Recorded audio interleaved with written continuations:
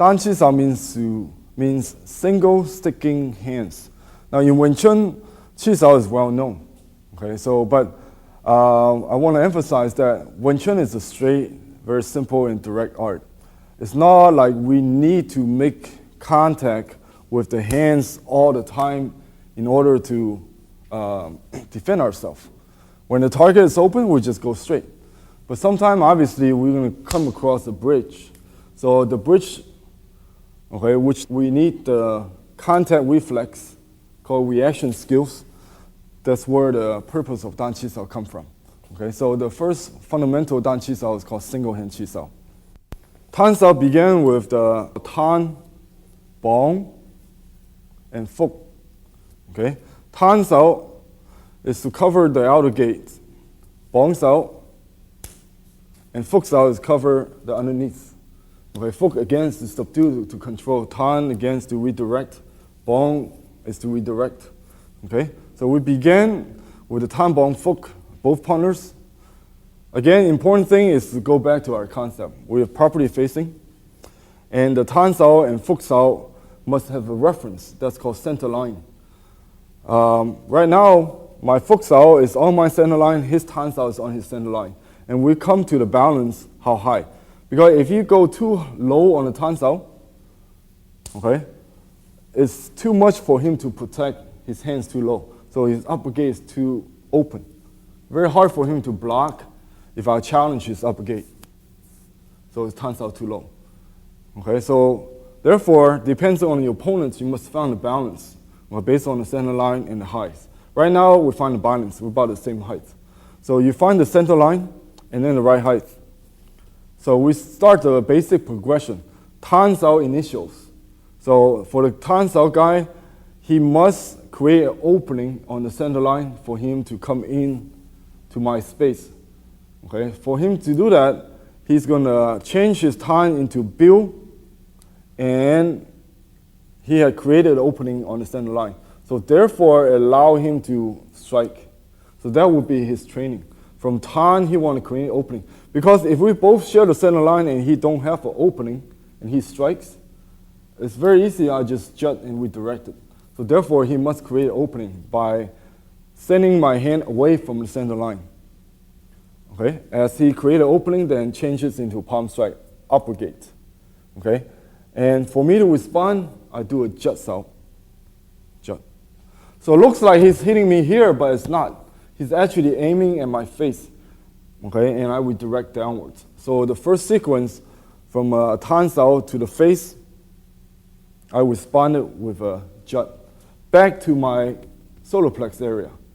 Now his gate is open.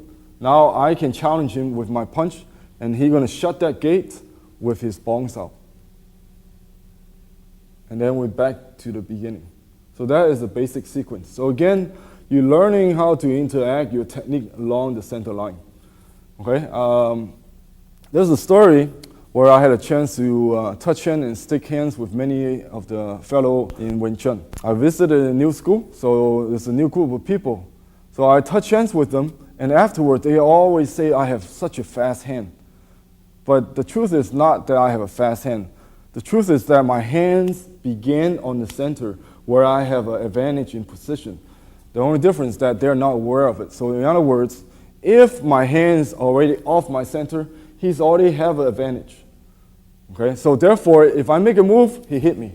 So it seems like he has a fast hand. So that's why everything begins on center. Okay, so let's watch the sequence again.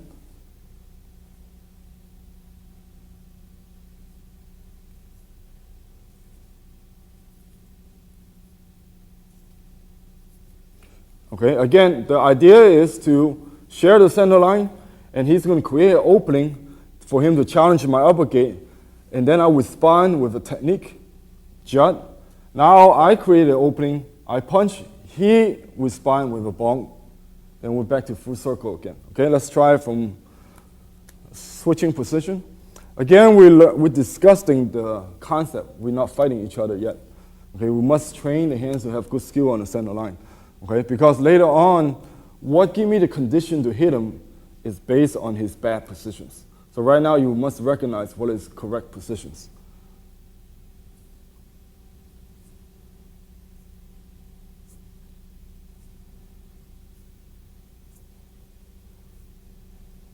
Okay, so that is the basic sequence. Now, some of the problems you might encounter is based on positions. Okay, some of the position first, like I say, turns out too low.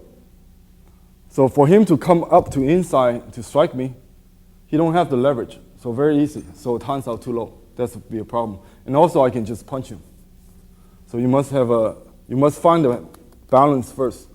Okay. And the problem is that I start out with the elbow out. So if my elbow's out, there's already opening. So he does not even have to go up. He can just go straight in. Okay. So those are a common problem. And the problem is where you make contact. Right now we're wrist to wrist. So if I put my hand on his forearm, that means he's already inside my space. So you must start with wrist to wrist. Okay? So as he palm, jut, same thing, I punch. Now also I must have an energy that's going towards the center. And then he redirects. Now some of the problem within Bong Sao is that you're too close, it's jam, or too low. Okay? So the elbow is at the high point. Elbow is higher than the shoulder.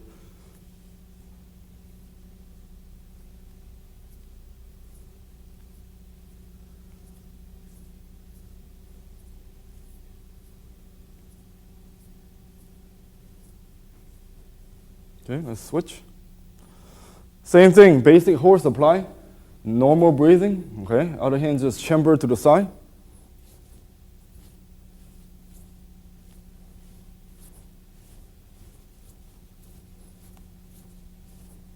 Okay, now this is basic reactional drill. In realms of later on, when we go into the two-hand Chisao in the follow-up series, okay, then you start to really put the energy into it. Then you're gonna enter his boundary. If you enter his boundary, he has opening, then that's when you have a proper condition to release your energy. This basic Dan Chisao sequence teach you how to use and understand the Tan Bong Fuk.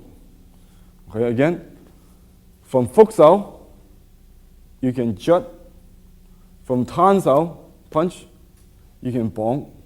Okay, so the basic introduction of Tan Bong Fuk.